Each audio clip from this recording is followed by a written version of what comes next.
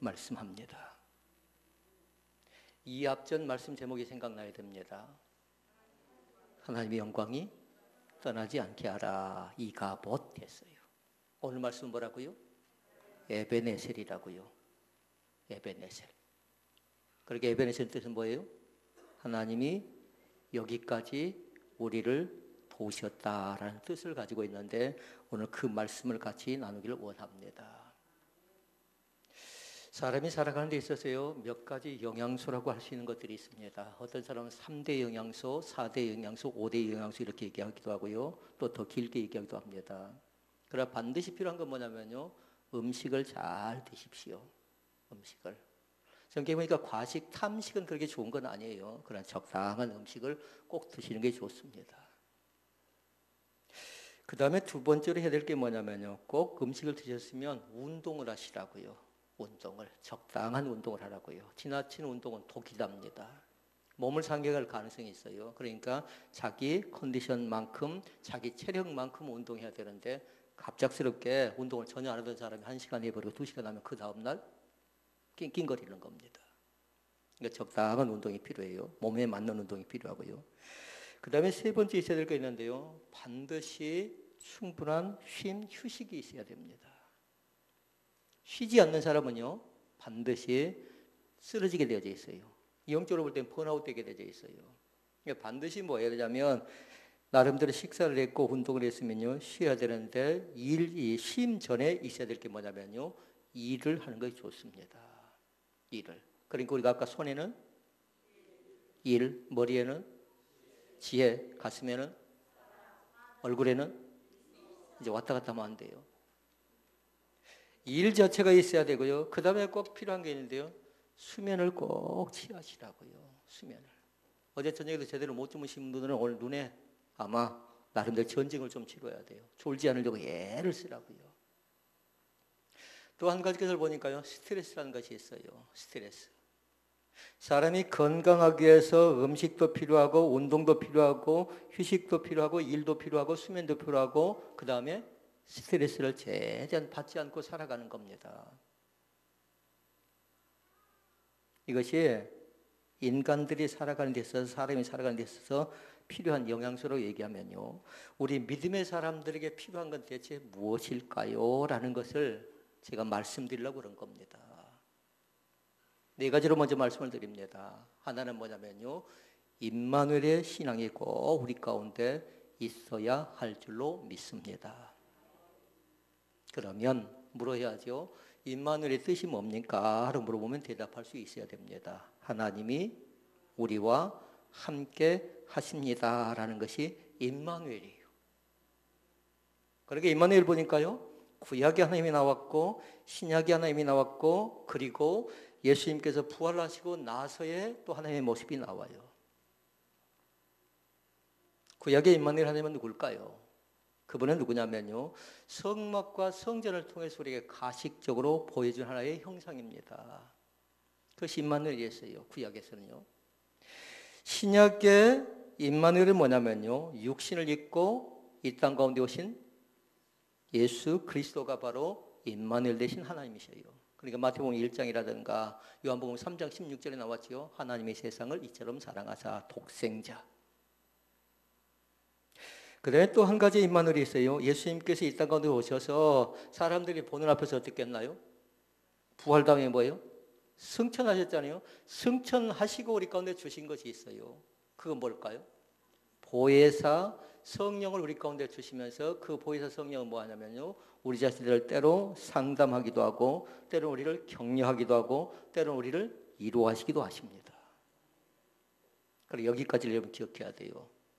임마누엘의 하나님, 뜻은 하나님이 우리와 함께 하신다. 구약 가운데 함께 하신 하나님이 있었고 신약 가운데 함께 하신 하나님이 있었고 그리고 승천하신 후에 보혜사 하나님께서 우리 가운데 위로, 상담, 격려, 지지, 인도하신 하나님이 있다라는 것. 그 다음에 두 번째가 있습니다. 두 번째는 뭐냐면요, 여호와 이레의 신앙이 우리 가운데 필요합니다. 창세기 22장에 기록된 말씀. 하나님이 우리를 위하여 준비하신다. 하나님이 우리를 위하여 예비하신다라는 그런 뜻을 가지고 있습니다. 그 다음에 세 번째 신앙이 필요해요. 세 번째 신앙은 뭐냐면요, 마라나타의 신앙이에요. 뭘까요? 아멘, 주 예수여 오시옵소서 하고 다시 오실 주님을 간절히 사모하고 기다리는 재림신앙입니다. 이것이 마라나타라고 합니다. 승천하셨으면 다시금 이 땅 가운데 오시마라고 약속하셨죠. 재림주를 기다리는 겁니다. 그러니까 그게 재림신앙이에요. 찬송가 168장 기억난가요? 하나님의 나팔소리. 그 찬양에 보니까 그렇게 얘기합니다. 주님 다시 오실 날을 우리 알 수 없으니, 그 뒤에 보세요. 누가 노래를 부를래요? 우리 알 수 없으니 항상 기도하고 깨어 있어서, 그러니까 못 가는 끝까지 기쁨으로 보좌 앞에 우리 모두 나가서도록 그때까지 참고 기다리겠네. 집에 가셔서 그 말씀을 적어 놓으셔야 돼요. 그것이 마라나타의 신앙이에요. 깨어 있어서, 그리고 기도하고, 그리고 그때까지 참고 기다리겠네라는 인내의 신앙이 그 속에 담겨져 있다는 겁니다. 그 다음에 네 번째가 있어요. 네 번째. 네 번째는 퀴즈입니다. 뭘까요? 눈치껏. 에벤에셀의 신앙입니다. 하나님이 여기까지 우리를 도와주셨습니다. 좀 힘차게 아멘 됐으면 좋겠어요. 하나님이 여기까지 우리를 도와주셨습니다. 첫째, 임마누엘의 신앙. 둘째, 여호와 이레의 신앙. 세 번째, 마라나타의 신앙. 네 번째, 에벤에셀의 신앙이 우리 가운데 있어야 될 줄로 믿습니다. 우리 교회뿐만 아니에요. 방방곡곡에 세워주신 교회들은 다 그 신앙이 있는 겁니다. 그 믿음이 있어야 되는 겁니다. 임마누엘의 하나님, 여호와 이레의 하나님, 마라나타의 하나님, 그리고 에벤에셀의 하나님. 그러면 우리가 말씀을 통해서 몇 가지를 살펴보기를 원하는데요. 첫째 말씀이 있습니다. 하나님이 여기까지 도우셨다는 말이 대체 무슨 의미가 있을까요? 에벤에셀, 하나님 우리를 여기까지 도와주셨다고 하는데 대체 무슨 뜻이 있고 무슨 의미가 있을까요? 이건 세 가지가 있습니다. 과거의 하나님, 그리고 현재 하나님, 그리고 미래의 하나님. 그러니까 과거의 은혜가 있었다면 과거의 감사도 있고, 현재의 은혜가 있었다면 현재에 잘 기억하면 따라서 해야 돼요. 현재 감사도 있어야 되고, 미래의 은혜가 있었다면 미래에, 더우니까 좀 빨리 못 따라오네요. 은혜와 지금 감사 얘기하고 있는 거예요. 과거, 현재, 미래, 과거의 은혜, 과거의 감사, 현재의 은혜, 현재의 감사, 미래의 은혜, 미래의 감사 얘기하고 있는 거라고요. 이것이 에벤에셀의 뜻이라고요. 그럼 보십시다. 어제를 하나님은 감사라고 말씀합니다. 지나간 과거를 감사하래요. 사람들은 가끔씩 지나간 과거 때문에 뭐 하냐면요, 차라리 내가 그때 그렇게 하지 않았으면 좋았을 것을 하고 껄껄껄 하는 사람이 있어요. 근데 생각해 보니까요, 그땐 그때대로 최선을 다했어요. 그때 나름대로 내게 있어서 가장 정성을 들였고, 가장 땀을 쏟았고, 가장 눈물을 쏟았고, 나름대로 최선을 다했던 거라고요. 그러니까 어제 때문에 너무 쩔쩔매지 않았으면 좋겠어요. 하나님께서 경제적인 것도 마찬가지고요. 또 여러 가지 모든 것도 마찬가지고요. 우리나라 국민들이 고생을 많이 하죠. 나름대로 전력 때문에 고생 많이 하잖아요. 더위 때문에 쩔쩔매고 있잖아요. 또 경제적인 것 때문에 쩔쩔매고 있잖아요. 또 어떤 지역은 또 사드 문제 때문에 쩔쩔매고 있잖아요. 그러나 이런 모든 것들을 통해서 하나님이 대체 우리 가운데 어떻게 역사하는가? 그건 다른 것 아니라 뭘로 역사한다고요? 에벤에셀로 역사한다는 사실을 우리가 놓치지 말아야 되겠습니다. 그것이 바로 뭐냐면 어제를 감사하는 것이고요. 두 번째가 있어요. 오늘도 감사할 수 있기를 바랍니다. 오늘도. 그리고 오늘 집을 나서기 전에 뭐 했어요? 기도했냐고 물을 때 기도했습니다라고 고백할 수 있으면 좋겠고요. 그냥 왔다 그냥 돌아간 건 믿음이 아니에요. 어떤 사람은 점만 찍고 가도 은혜가 된다고 하대요. 그러나 결단 그렇지 않습니다. 이 시간에 오셨으면 반드시 주님 만나고 주님께 영광을 돌리고 돌아가실 수 있기를 주의 이름으로 축원을 드립니다. 하나님 여기까지 도와주셨다면 오늘 어쩔까요? 오늘 또 힘있게 도와줍니다. 오늘 또 우리에게 승리의 깃발로 도와주십니다. 여기까지 도와준 게 끝장이 아니라고요. 끝이 아니라고요. 또 여기서부터 시작하게 만들고 애굽에서 도와줬고 그리고 홍해에서 도와줬던 그 하나님이 이스라엘 백성들을 어디까지 인도한가요? 오늘 말씀해 보니까 블레셋 사람들과 전쟁 가운데 미스바까지 인도해요. 그러니까 오늘도 마찬가지로 주님께서 인도하셔서 우리를 통해서 일하고 계시다는 사실을 날마다 잃어버리지 않기를 원합니다. 오늘도 여기서부터 시작하라고 말씀합니다. 그 다음에 또 한 가지가 있어요. 내일 또 도와주실 것을 믿습니다. 내일 또. 내일 일은 내일 염려할 것이요 한날 괴로움은 그날에 족하대요. 있습니까? 그러니까 어제도 감사, 오늘도 감사, 내일도 감사. 어제도 은혜, 오늘도 은혜, 내일도 은혜. 어제도 감사, 오늘도 감사, 내일도 감사. 날마다 선포하라고. 그러니까 과거도 감사고 과거도 은혜고 현재도 감사고 현재도 은혜고 미래는 몰라요? 마찬가지예요. 내가 뭔가 여건이 좋아서 내가 뭔가 상황이 좋아서 믿음이 갑작스레 좋아진가요? 그렇지 않아요. 차근차근 믿음이 자라나고 있어요. 그러나 제일 중요한 믿음은 뭐냐면요. 말씀에 대한 훈련을 통한 믿음이 우리 가운데 채워질 때에 가능한 것입니다. 우리 교회는 지금 성막 때문에 나름대로 예를 많이 쓰고 있어요. 그리고 5대 절기 때문에 예를 많이 쓰고 있어요. 그리고 나중에 7대 절기를 볼 거예요. 왕들의 역사를 볼 거예요. 그런데 그 말씀에 대한 훈련이 되어져 있는 사람은 나름대로 영적 풍성함이 임한데요. 그게 대체 못 알아하고 고개 머리가 이제 극적적하고 있으면 이제 어려워져 가는 겁니다. 그러니까 혼자서도 왕들의 역사를 쭉 보고요. 그 왕들을 통해서 하나님은 우리 교회 가운데 어떻게 말씀하시는가, 성막을 통해서 이 교회 가운데 우리 성도 가운데 또 나 개인에게 어떻게 말씀하시는가, 번제를 통해서 소제를 통해서 화목제, 속제제, 속건제를 통해서 나에게 뭐라 말씀하신가 듣는 귀한 은혜가 우리 가운데 나타나시기를 주의 이름으로 축원을 드립니다. 그나큰 두 번째입니다. 그나큰 두 번째는 우리에게는 에벤에셀의 은혜가 있었습니다 라고 고백하는 것입니다. 고백하는 거라고. 나에게는 에벤에셀의 은혜가 있었습니다. 그러니까 지금까지 살아온 건 뭐라는 거예요? 460장 찬송대로라면 지금까지 지내온 것이 다 주님의 은혜였다라는 겁니다. 그러니까 사도 바울이 선포하지요. 살아도 주를 위해 살고 죽어도 주를 위해 죽나니 내가 사나 죽으나 다 주의 것이래요. 그러면서 그 자신이 선포한 건 뭔가요? 모든 것이 다 하나님의 은혜래요. 410장 찬송이 그러니까 뭔가요? 하나님의 은혜로 이 쓸데없는 자 왜 구속하여 주는지 난 알 수 없도다.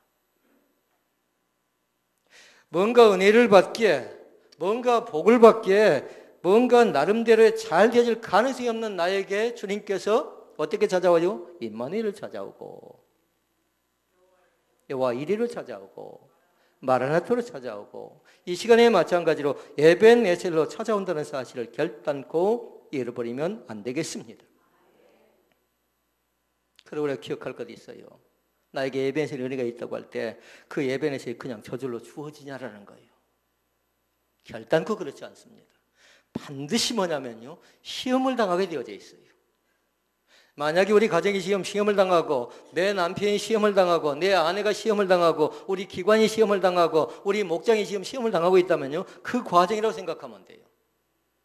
말씀 속에 보니까 그렇게 얘기합니다. 사무엘상 7장 7절 말씀에 보니까요 그렇게 얘기합니다. 이스라엘 자손이 미스바에 모였다 함을 블레셋 사람이 듣고 그 방백들이 이스라엘 치러 올라온지라. 이스라엘 백성들이 어디에 모였어요? 미스바에 모였습니다. 모인 이유가 뭘까요? 기도하려고 그럽니다. 그런데 그걸 누가 듣습니까? 블레셋 사람이 듣고. 그러니까 여기에서 블레셋 사람은 사탄이라고 생각하라고요. 사탄이 듣고 사탄이 움직이기 시작합니다. 그러니까 성도가 은혜 받으려고 할 때에, 성도가 믿음 가운데 세워져 가려고 할 때 사탄도 그냥 우리를 놔두지 않아요. 그냥 놔두지 않는다고요. 그렇게 여러분 보십시오. 사단이 찾아오는 통로가 있어요. 그건 뭐냐면요. 사단은 우리 가운데 몸을 칠 때가 있어요. 몸에 질병이 들게 한다든가 마음이 약하게 만든다든가 마음속에 번민과 근심과 염려가 생겨나게 만든다든가 나를 통해서 사단이 찾아오는 경우도 있고요. 때로는 우리에게서 가장 크나큰 약점은 뭐냐면 자녀의 자녀.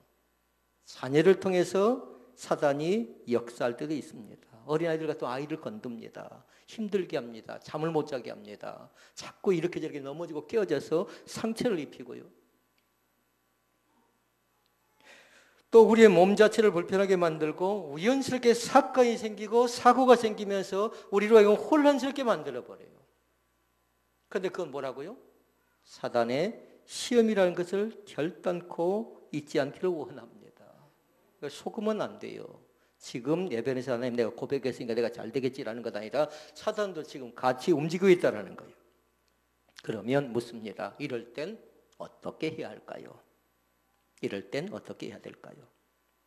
말씀 속에 보니까 그렇게 얘기합니다. 7장 9절 말씀에 보니까 사무엘이 화면 보고 크게 해볼까요? 젖 먹는 어린 양을 취하여 온전한 번제를 여호와께 드리고 이스라엘을 위하여 여호와께 부르짖음에 여호와께서 응답하셨더라. 이렇게 말씀합니다. 갑작스럽게 시험이 닥치고 곤란한 문제 앞에서 가정과 또 경제와 또 자녀들의 어려움 앞에서 뭐라고 하냐면요. 여호와께 부르짖음에 거기다 줄 딱 그것이라고요. 그걸 두자로 기도하래요. 좀 다른 말로 얘기하면요. 부르짖는 기도를 드려요. 또 다른 말로 얘기하면요. 떼쓰는 기도를 드리래요. 하나님, 이 문제가 해결되어야 되겠습니다. 이 문제가 해결되지 않으면 우리 가정 죽습니다. 내 남편 죽습니다. 내 아내 죽습니다라는 그 절규의 기도가 거기에 필요하다는 겁니다. 그런데 그 뒤에 말씀이 나와 있어요. 여호와께서 그때 뭐 하신다고요? 응답해 주십니다. 믿습니까? 그러니까 그 하나님은 참 좋으신 나의 하나님입니다. 반드시 하나님은 말씀을 통해서 역사합니다. 우리의 눈에 보이게끔, 우리의 귀에 들리게끔. 그러나 사단은 뭐냐면 우리 귀에 속삭이지요. 너는 안 된다. 그러나 너희 가정 망한다. 봐라 될 것 같냐 하고 계속 초소하지요. 그러나 철저하게 선포하라고요. 7장 10절 말씀에 보니까 그렇게 얘기합니다. 사무엘이 번제를 드릴 때 블레셋 사람 이스라엘과 싸우려고 가까이 오매 그날에 여호와께서 블레셋 사람에게 큰 우레를 발하여 그들을 어지럽게 하시니 그들이 이스라엘 앞에 패한지라. 우레를 발했대요. 그러니까 이건 뭐냐면 하나님이 하시는 일이라고요. 하나님이 어떻게 일하시는가를 잘 보라고요. 큰 우레라는 건 뭐냐면 다른 것 아니라 천둥이라든가 번개라든가 벼락을 얘기하고 있는데요. 하나님께서 이스라엘 백성들을 지키시라는 방법이라고요. 나를 도와줄 때 말씀으로 도와주기도 하고요. 나를 도와줄 때 찬양으로 도와주기도 하고요. 나를 도와줄 때 어떤 사람의 기도로 도와주기도 하고요. 사랑하는 성도 여러분, 에벤에셀은 반드시 승리합니다. 에벤에셀은 반드시 기쁨의 눈물을 흘리게 만들어주시는 겁니다. 그 자리 가운데 들어가는 겁니다. 그런데 이스라엘에게만 해당된 거예요. 그러나 그렇지 않아요. 지금 이 시간에도 나에게 얼마든지 해당된다는 사실을 꼭 믿을 수 있기를 주의 이름으로 축원을 드립니다. 셋째 말씀, 크나큰 세 번째 말씀. 미스바에서 뭐합니까? 회개운동이 일어났습니다. 회개운동이. 미스바에서 회개운동이 일어나는데 그 장소를 보니까 많은 사람이 모여서 활동이 좋은 제일 좋은 장소예요. 정치적으로도 마찬가지고 종교적으로도 마찬가지고 많은 사람이 모여서 함께 찬양하고 함께 기도하고 함께 예배하기에 제일 좋은 장소라고요. 그 자리에서 뭐예요 그들이? 미스바 대성이 열렸는데 그 대성의 목적은 뭐라고요? 회개운동이라고요. 회개운동. 다른 사람을 탓하지 말고요. 누구누구 때문에가 아니라고요. 그 근본적인 문제가 누구로 인해 생겨났는가? 블레셋과의 전쟁 가운데 1차에 패하고 2차에 패했던 것이 누구로 인해 생겨났는가? 그걸 보자라는 회개운동인 겁니다. 여기서 보니까 네 가지 특징적인 게 나와요. 백성들이 뭐 합니까? 백성들이 하나님을 간절히 사모하는 부분이 나옵니다. 7장 2절 말씀해 보니까요. 7장 2절에 보니까 이스라엘 온 족속이 여호와를 사모하니라. 여호와를 사모하니라. 사모했다는 건 다른 것 아니라 말씀을 깊게 생각했다라는 겁니다. 하나님이 이 백성들에게 뭐란 말씀하신가 그걸 듣기 시작했다는 겁니다. 그러니까 그건 뭐냐면요, 은혜 받을 징조예요. 은혜가 꿈틀거릴 징조라고요. 그러니까 가정이 살아나는 방법은 남편이 살든가 아내가 살든가 둘 다 흐리멍텅해버리면 영적으로 살아날 가능성이 없는 겁니다. 한 사람이라도 어떻게 해서든지 이 난관을, 이 어려움을 극복해야지라는 그 믿음 가운데 들어가야 될 줄로 믿습니다. 그 여성에게 기도가 있었으면 좋겠고요. 남성은 그냥 삶이 있었으면 좋겠고요. 남성은 살아가는 삶을 보여주는 것이고요. 여성은 어려움이 있을 때 뭐 합니까? 하나님, 이 문제를 어떻게 하면 좋겠습니까? 하고 기도하고 매달리는 거죠. 그 다음에 또 한 가지의 말씀을 보니까요, 미스바 회개운동 가운데 들려오는 소식이 7장 3절 말씀 가운데 보니까요, 뭐가 나오냐면요, 하나님의 말씀을 잘 듣습니다. 믿음은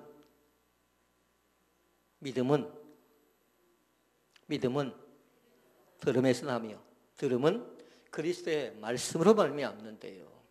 잘 듣긴 듣는데 어떤 사람 보면 쓸데없는 건 기억을 꽉 채워갖고 오는 사람들이 있더라고요. 결코 아름다운 신앙이 이룰 수 없습니다. 꼭 필요한 것을 귀담아 들을 수 있기를 바랍니다. 7장 3절에 보니까 나옵니다. 너희가 전심으로 여호와께 돌아오려거든 이방신들과 아스타롯을 너희 중에 제하고 너희 마음을 여호와께로 향하여 그만 섬기라. 너희를 블레셋 사람의 손에서 건져내시라고 말씀합니다. 아멘. 그것은 뭐냐면요, 사무엘이 블레셋 사람들에게 지금 메시지를 선포하고 있는 내용이에요. 그러니까 그 3절 말씀에다가 사무엘의 메시지의 핵심이 뭔가를 여러분이 종합적으로 잘 줄을 그어놔야 돼요. 다시 읽어볼까요? 너희가 전심으로 여호와께, 화면 보고 읽어도 돼요. 여호와께 돌아오려거든 이방신들과 아스타롯을 너희 중에서 제하고 너희 마음을 여호와께로 향하여 그만 섬기라. 너희를 블레셋 사람의 손에서 건져내시리라. 이렇게 말씀합니다. 그러니까 그 말씀 속에 보면 5가지 나와요. 진심으로 여호와께 돌아오래요. 처음에 뉴턴 하래요. 이걸 한마디로 얘기하면 회개입니다. 회개로 뭐냐면 완전히 방향을 바꾸는 겁니다. 그래서 반성과 달라요. 어제의 사람이 아니라고요. 오늘의 사람이 완전히 달라져 버렸어요. 생각 자체가 달라져 버렸어요. 습관 자체가 달라져 버렸어요. 그러니까 제일 먼저 하고 있는 건 뭐냐면 여호와께 돌아오래요. 여호와께로 유턴하래요. 회개하래요. 그 다음에 나오고 있는 것이 있습니다. 그건 뭐냐면요, 우상을 제하래요. 우상 나왔지요. 이방신들. 그 다음에 아스타롯이 나옵니다. 우상을 제하라. 그리고 또 나옵니다.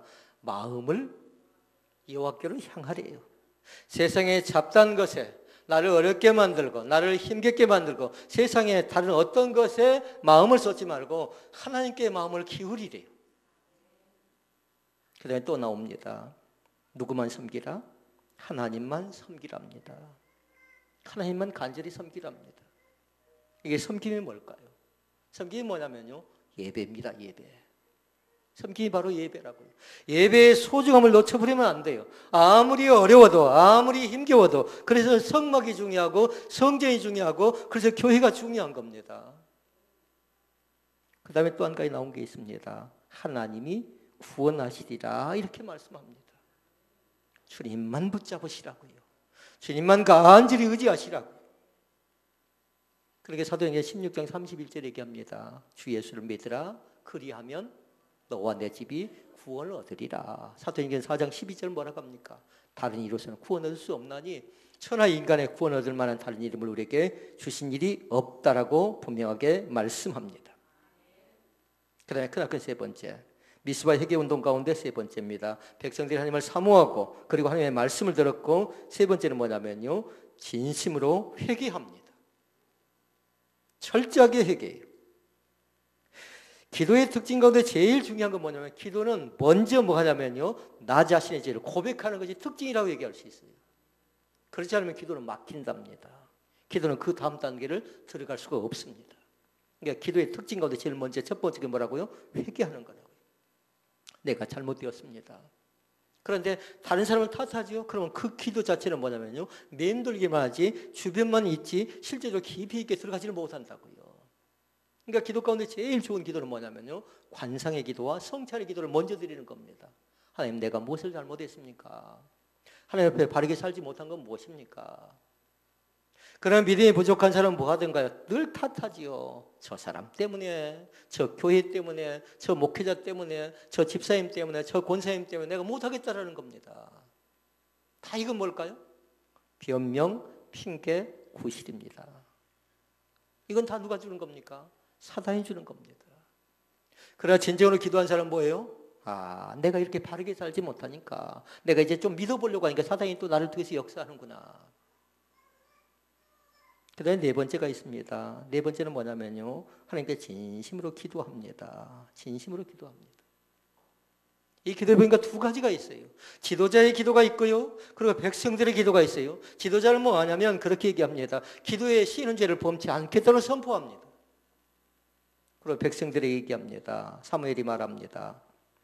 7장 5절 말씀에 보니까 얘기합니다. 사무엘에게 이르되 당신은 우리를 위하여 우리 하나님 여호와께 쉬지 말고 부르짖어 우리를 블레셋 사람 손에서 구원하시게 하소서라고 기도를 백성들이 부탁해요. 사무엘에게. 한마디로 얘기하면 지금은 전쟁 때고, 지금은 이중한 때고, 이 나라에 흥망성쇠가 달려있고, 이 가정에 진로의 문제, 또 자녀의 진로 문제가 닥쳐 있으니까 어떻게 해서든지 우리 가정을 위해서 기도해 달라고 부탁하고 있는 그런 내용이죠. 이 두 가지가 조화로 채워졌으면 좋겠습니다. 지도자의 기도와 함께 내 기도의 분량을 놓쳐버리면 안 돼요. 하나님, 나는 지금 아픕니다. 나는 힘듭니다. 나는 어렵습니다. 나는 해결에 대한 방향을 잘 모르겠습니다. 나는 어떻게 될지 모르겠습니다. 라는 거요. 어떤 사람은 중보기도만 부탁하지요. 그러나 더 중요한 건 뭐예요? 내가 내 문제를 직접적으로 하나님 앞에 고백하는 겁니다. 지금 이 시대는 하나님께서 우리를 그렇게 부르고 계셔요. 어떤 다른 걸 통해서가 아니에요. 말씀을 통해서, 찬양을 통해서, 기도를 통해서 단독적으로 왜 그렇게 머뭇거리냐, 왜 망설이냐, 성수 안에, 지성수 안에 직접적으로 들어와서 고백할 때에 하나님은 그 사람의 눈물과 그 사람의 땀과 그 사람의 정성을 귀하게 여긴다는 사실을 놓쳐버리지 않기를 주의 이름으로 축원을 드립니다. 사랑하는 성도 여러분, 왜 인생이 이렇게 계속적으로 어려움 속에 빠지고 있을까요? 왜 많은 사람들이 문제가 풀려지지 않고 왜 이렇게 문제가 첩첩산중처럼 계속 이렇게 다가오고 있을까요? 만약 우리 가정이, 또 우리 교회가, 내 영적인 모습이 만약에 내 문제가 이렇게 복잡해져 갖고 내 문제가 이렇게 꼬여져 갖고 될 듯 하면서 안 되는 사람이 있다면요, 아까 서두에 말씀드렸어요. 이 네 가지를 잃어버리면 안 됩니다. 네 가지를. 하나 뭐였어요? 임마누엘 하나님 의지하시고 붙잡으시고요. 두 번째, 여호와 이레 하나님을 간절히 초청하시고요. 하나님은 전에도 준비하셨고, 우리 가정을 위해서 준비하셨고, 내 남편을 위해서, 아내를 위해서, 또 교회를 위해서 그때그때 준비하지 않았습니까?